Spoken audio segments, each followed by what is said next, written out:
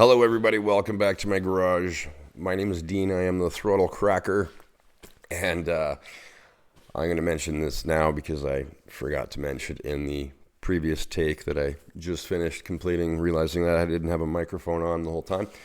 I don't do any video editing, and I don't make any scripts. This is just off the top of my head, and whatever's on the screen in my video maker, that's it. There's no edit, so bear with me. And I had to go through 20 minutes of realizing I was talking to nobody before I remembered I should mention this at the beginning of my video, just because. So, that being said, thanks for being here. What is today's topic of discussion in the garage? Well, we're going to talk about an old subject, but not in the old typical context of everyone else. Carburetors versus fuel injection.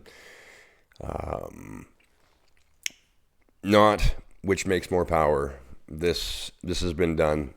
If you want, you can go and watch other YouTube channels where they have a lot better equipment regarding this than I do. They've got dynos, engine dynos, chassis dynos. They'll swap shit over, measure it up. That's not what I'm talking about. I'm not talking about drivability or max power. But in case you're wondering, generally speaking, a carburetor will squeeze out a little bit more horsepower.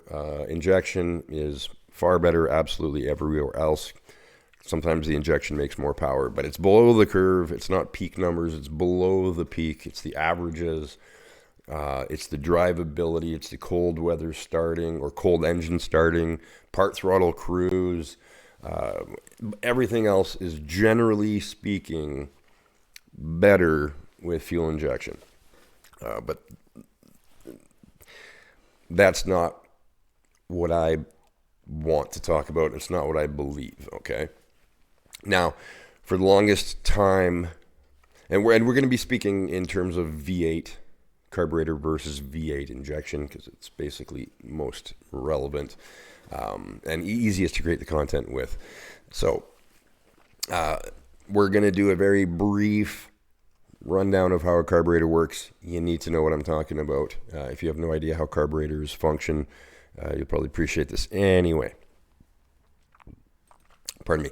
So, left side of your screen, you got 4 different carburetors. Right-hand side of your screen, you've got some fuel injection. Oldest throttle body down in the middle right, an LS, electronic injection intake manifold. On the bottom, you got a couple of mass air sensors, and then on the top here, you have an individual throttle body electronic injection system. Below me are some carburetors. There's a Holly on the bottom. We got a Street Demon and a Thermoquad, and then we have a multiple Weber downdraft setup also for a small block Ford, same as the multi-stack over there. Okay, so these are 4-barrel carburetors. They are called 4-barrel carburetors because they have 4 throttle bodies. I think you all know what a throttle body is. They have 4 of them. That is what the bottom of your average. This is a Holley 4-barrel. So when you're driving a carbureted V8, your 4-barrel, you are not opening all 4 of those throttle bodies at the same time. They have what are called primary and secondary throttles. In this picture, the top half, those 2 throttle blades on the top are your primaries. You can see they open and close this way. And then the bottom ones, those are your secondaries, okay? So normal driving around, you only operate the primary throttle bodies. And then at about halfway, half throttle, somewhere there for the other 2 barrels or throttle bodies are opened either mechanically or with some sort of a restriction device to allow them to open at a specific speed so you don't bog the motor down with excessive air. That's that. Super mechanical. Whatever your foot tells the thing to do, it will do. When you push your foot down on the pedal as you're pushing it, there's an accelerator pump circuit that actually squirts fuel every time your foot is pushed. Other than that, it uses air traveling through the carburetor to draw fuel into the motor. That is the only way it meters air, is the amount of air going through the motor, period. Nothing electronic, no feedback, no adjustments being made on the fly. It's just a set of little tiny holes with other little tiny holes being drawn through little tiny holes, mixed with a bunch of air coming through the throttle bodies. That's it. Okay, now eventually, in the quest for better fuel mileage, I should say, okay, so when you crack open the four barrels on a four barrel carburetor, it's a very mechanical experience. You get a very obvious rush of power. You get a very obvious intake bellow from the engine. It makes a whole lot of noise. It makes a whole lot of suck noise. It makes a whole lot more power. It's very obvious.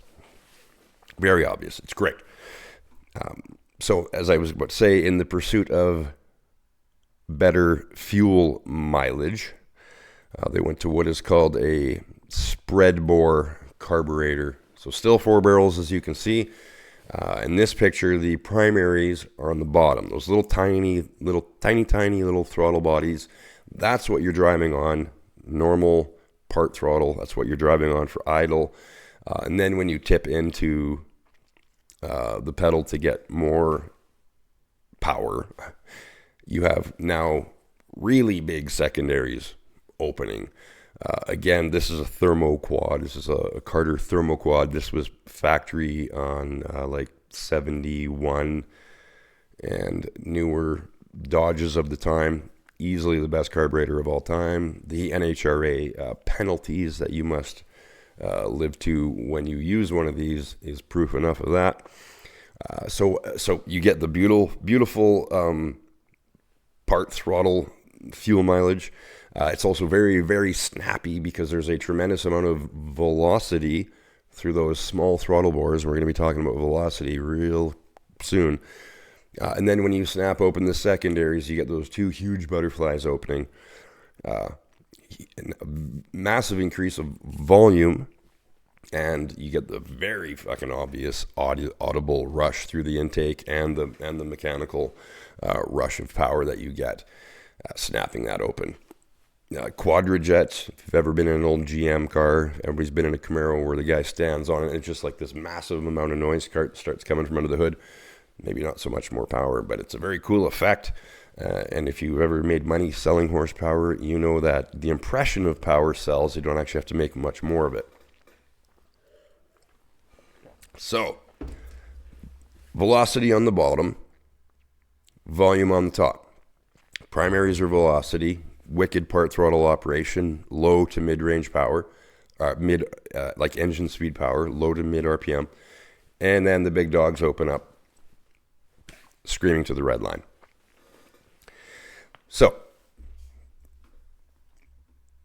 let me close that.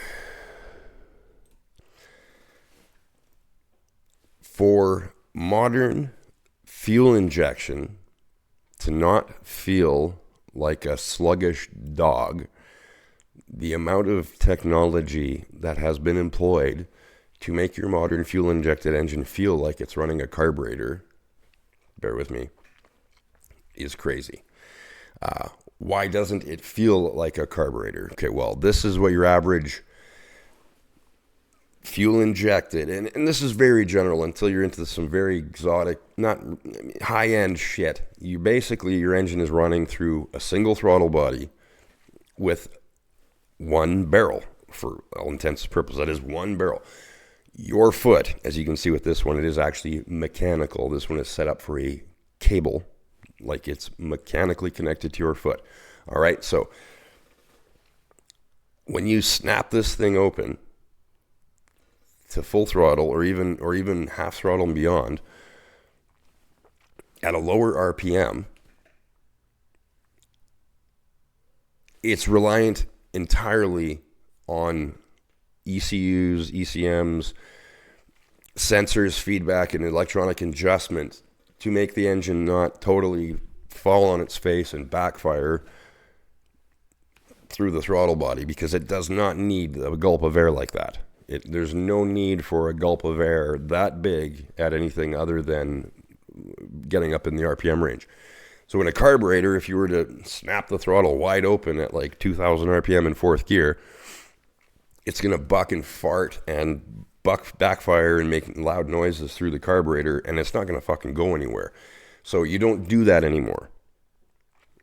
You know that. You need to downshift, be at a higher RPM. It doesn't like a lot of air all the time.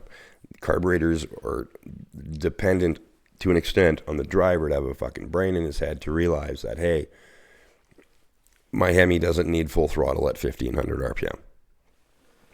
And most engines don't. If you don't believe me, try this out, especially in a manual transmission car, because an automatic will just shift and do shit for you. Manual transmission, modern injected car, go do a pull in like third gear, starting from a reasonable RPM, put your foot down, let the RPM climb, and as the RPM starts to climb, in a nice linear fashion, slowly remove your foot from the throttle. And I guarantee you will find at one point when you're taking throttle away from the engine, it'll start accelerating harder.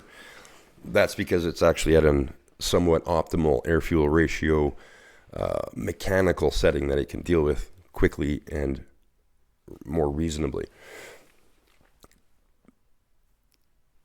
Now, with a mechanical fuel-injected throttle body such as this, the response time for anything to happen, in my opinion, is fucking appalling, especially when a manual car. Rev hang, there's your rev hang right there. That thing, the electronics associated with that is rev hang for days. It's rev hang for days. On a carburetor, when you take your foot off the throttle, it's going to return to idle. You get immediate engine braking effect. You get an immediate reduction of RPM. Not a quarter second, not a tenth of a second, not a second, because modern shit takes a good while before you're actually returning to an idle. If you're ever doing any spirited driving with a manual, you can feel it's fighting up against the brakes. You take your foot off and put the throttle and put your foot on the brake going into a corner or whatever. You can feel the car pushing against the brakes until it decides now it's going into an idle. And it's always a nice, safe idle with a shitload of timing and a very lean mixture for mileage. Unless you have one of those goofy snap, crackle, pop tunes on your motor, which once again is emulating a carburetor. That snap, crackle, and pop, if you're an engine guy, you know that's a shit tune. You don't need the snap, crackle, and pop. That is excessive fuel being drawn into the motor like it would have been in a carburetor, either fuel being pulled through like accelerator pump circuits or where it's just too much of it, so it snap, crackles, and pops, or it's being drawn through whatever circuit it is, but it's being fed in drops, it's not being atomized, and you get snap, crackle, and pop, right? Now the kids think that's cool. It's just a bad tune and a waste of fuel, and it ain't doing any good. Now, to create the feel of a mechanical carbureted engine, as I said, some of the technology involved is extreme. I'm going to cover what I think is a sweet example of just how extreme it's gone. This is the LT6 Chevy V8. This is the new V8 that is in the current Z06 Vet. This is like the 9,500 RPM gasoline V8 in the back end of a Vet. Now, this is fed through, in terms of getting air to this thing, it is essentially like two 4-cylinder motors. They have completely divided the engine left and right. So it breathes through two throttle bodies located further away from you here. And as you can see, there are 4 more throttle bodies on the inside of that plenum. Now, there are 4 more throttle bodies on the other plenum, on the other bank of cylinders that you can't see. And if I recall correctly, there is one more, because there's 8, 9, 10, there's 11 throttle bodies on this thing. So I think the 2 individual plenums also breathe through one common plenum, most likely, which is where the air fuel whatever device they're used to measure the air going through into it is located. This fucking thing has 11 throttle bodies. And you notice that these trumpets inside that plenum are actually the mechanical connection to the ports in the cylinder head. Okay, so now we're going to get into a little bit more of a techie on why things are the way they are. Okay, velocity and volume. Remember I mentioned velocity and volume? Hold on, I got to get my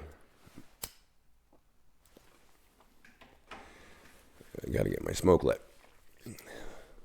Volume and velocity. Your engine requires air to move through it as efficiently as possible at low RPM and low to mid. At low to mid engine speed and power demand or load, velocity is key. It doesn't matter how much volume the motor is capable of drawing in at the time, it's a velocity issue. At higher RPM and high engine loads, it's the volume of air moving through it that matters. That being said, that is the whole reason why multi-valve cylinder engines exist, to achieve high volume and high velocity at all time. To give you an idea of what the difference is, let's say you've got this is the volume of air your engine is trying to inhale at one time. That amount of coffee in there is everything it needs in one gulp. So let's say you put a straw in there and you use your whole volume of your mouth. The only volume you're allowed to use is like whatever you can suck into your mouth, and you use a straw, right? You're not going to get all the coffee, but you're going to get a mouthful for sure. Now, same principle, do it with an empty toilet paper roll. You're not going to get any coffee in your mouth, and you're only going to get that toilet paper roll very partially filled. Velocity and volume, right? So high volume at low RPM sucks, right? It doesn't work. So now the reason behind all the multi-valve cylinder heads is because what they use is you have like 4 valve per cylinder. Basically, everything in the world is a 4 valve per cylinder motor now, at least. So you have 2 intake valves and 2 exhaust valves. In the old days, you had 2 valves in the engine, period. Old V8s, you had 2 valve cylinder heads, period. So if you wanted to increase your volume of air capable of getting into that motor, you had to put in a bigger exhaust valve, which gets rid of velocity, increases volume.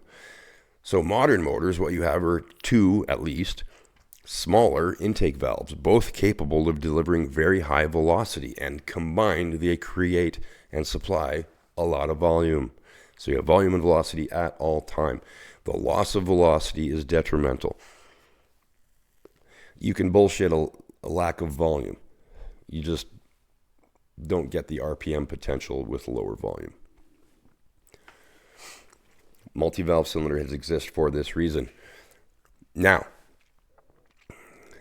volume and velocity in the intake manifold, those are the passageways leading to the ports in the cylinder head. Okay, now if you look on the bottom right, that sort of wrapped up style intake manifold, those are longer intake runners. So essentially the ports on the driver's side of the car are being fed by runners that start on the passenger side. So you have this long runner, or in this case, what would literally be called a medium length runner. A short runner is good for high RPM. Imagine trying to suck that coffee through that cardboard tube, but now the cardboard tube is only yay long. Now you got a mouthful. Long intake runners are good for low RPM torque. Imagine the same thing. You got that straw, and you're only trying to fill that straw. Done. Velocity. Long runner, low RPM, short runner, high RPM. Now, if you look at this setup on this individual throttle body on the right side of the screen, the intake manifold is essentially non-existent, and the throttle bodies are right at the cylinder heads themselves, all 8 throttle bodies. Now, to manipulate the shape of the intake manifold and the intake runners is done by changing those trumpets on top. You make those trumpets longer or shorter, typically to accommodate whatever kind of racetrack you're in or where on the track you're trying to put down the most power or remove power, whatever. It's adjustable. I mean, not as you go. You got to change them fucking physically, right? So that brings us back to the LT6, and this is not new. The LT6 is by no means the first to do this. This is just a fucking extreme way they're doing it. So this motor is capable of nearly 10,000 RPM. So you're not going to find long intake runners on this thing because it just can't supply the volume. You need to have a short intake runner, which are what the trumpets that you can see inside that plenum are. But to fool things, it will open and close throttle bodies in those plenums to create one big plenum, two individual plenums, or a series of both. So if you were to overfeed this thing air at low RPM, it will open up all four of those, or all eight of the throttle bodies on both of the plenums and create very long runners, increasing that volume. I suspect this thing might even be able to vary how much valve action there is. I'm not even sure if this motor is capable of variable intake lift and duration. I'm not sure. But that's another reason or another method they do to control volume and velocity is if you don't open that intake valve or those intake valves as much as they're capable of at maximum, the velocity increases. Once again, velocity is everything, kids. So when this thing gets overfed air at low RPM, it increases the length of its runners, and it will even use those 8 throttle bodies in a sort of a dance where they will open and flutter in whatever pattern really, really rapidly to accommodate maintaining whatever velocity or volume that engine is requiring. That is a lot of shit to go through to simulate the way this feels. I'm sorry. That is not what I wanted to put up. That is a lot of work to emulate the way that this feels. Oh my God, where are you? Can't do it. I just want to be. It's a lot of work to emulate a carburetor. That's what you want it to feel like. And this is what they got to go through to make it feel like that. Mechanical 4-barrel carburetor activated by your foot and some common sense of how to fucking drive versus 9 computers and about $200,000 worth of shit to get it to work the same way. Full circle. You know what I mean? It's full circle. But make no mistake, if you put a carburetor, somehow, if you put a carburetor on an LT6 or 2 carburetors or whatever, it's always been the thing with carburetors, all right? Do you want maximum performance? You can, okay, you got wide open throttle performance, part throttle performance, and a good idle. You can pick 2. You don't get all 3. Rarely. That is the thing with a, for a carbureted engine to run at 10,000 RPM, it's going to need to idle at 2,000 RPM, and it's going to be a complete fucking dog and foul plugs until 4, 5, 6,000 RPM. Electronic fuel injection, you could hand the keys over to your grandmother and she would never know it had a 10,000 RPM red line and 700 horsepower. You don't need big camshafts when you are able to adjust the cam profile electronically. That's why this thing doesn't go potato at idle, because it doesn't need that like an old engine did to maintain high RPM volume, right? So yeah, that's the long-winded reasoning behind my comparison. Are carburetors better? Let's do a conclusion. Are carburetors better? No. Is fuel injection better? probably. The Supra behind me, when I did the V8 swap, I more or less could have chosen whatever I wanted to do with it. I could have turboed it or supercharged it or injected it. But I went with this carburetor right here, actually, because I wanted as much reliability and as much mechanicalness behind it as possible. That's the Holly Demon. Amazing carburetor, throttle response is insane. That being said, if I had the money, and, you know, this is also sort of a shakedown motor. You know, I wasn't going to dump a pile of money into shit on something that may not have worked that well, right? Like if it was just going to drive like a big drifting pig, I wasn't going to dump a bunch of money in it. But it turns out it runs and drives exactly like it did with the 6-cylinder. So now in the future, given my choice of what I would do, I would go with that individual throttle body setup on the right-hand side of the screen because, yes, it is fuel injected, but it is not a speed density system. It is not a mass airflow system. It doesn't use an electronic device to measure air going into the motor. It doesn't use a computer to determine mixture ratios, ignition timing, etc. It uses pre-installed parameters. It's an N-alpha system is what it basically only gives a shit about where your foot is on the throttle pedal, like a carburetor. But it does have some slight, like it does run an oxygen sensor. It will make fuel ratio adjustments. But because there is no mass airflow sensor because like whatever device that engines use to measure the air going into the motor, it takes a little bit of time for it to measure it. And it takes a little bit of time for the computer to decide what it's going to do with that information. And then it takes a little bit of time for idle air control motors and ignition and injection, blah, blah, blah, to decide what they're going to do and actually do it. I mean, these aren't long periods of time, but somebody like me, it sure is. Because you can feel it, and it drives me nuts. N-alpha, mechanical as is possible. And if you know anything about individual throttle body setups, you'll know why the Corvette motor wants to look like that inside all that fancy shit, because all things being equal, if I were to drop that ITB setup on this motor behind me, that's like between 40 and 60 horsepower I just bolted on, and more torque. And generally speaking, it doesn't lose anything anywhere. Generally speaking. Fucking look at it. Who doesn't want that?